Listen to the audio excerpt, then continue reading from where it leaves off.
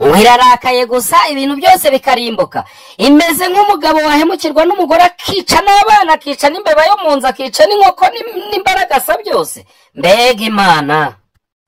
Waba ubizi waba utabizi, waba ubyemera waba utabyemera, Uwiteka Imana nicyo kimana kibi kigeze kibaho mu bigirwamana cyangwa mu bisengwa byose.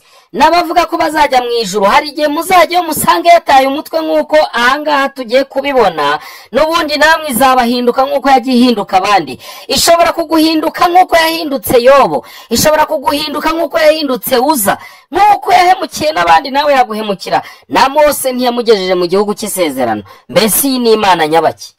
Kuri kuraryama ariko turavuga ntituguhisha, ukuri gutwika nk'umuriro ariko kugira umumaro. Ibyanditswe benshi barabivuga ariko barafite ukuri kwacyo.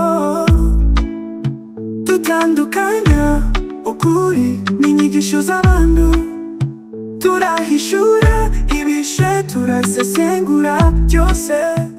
Ukuri kurajyana ntitukutinya. Iyi ni Ukuri Kuryana official.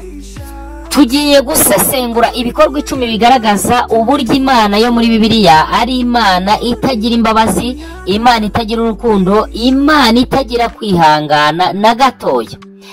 Duhereye mu itangiriro, ngira ngo igice cya 6, duhereye ku murongo wa 7 handitse ngo Uwiteka aravuga ati, nzarimbura abantu naremye mbatsemba mu isi, uhereye ku muntu n'inyamaswa n'amatungo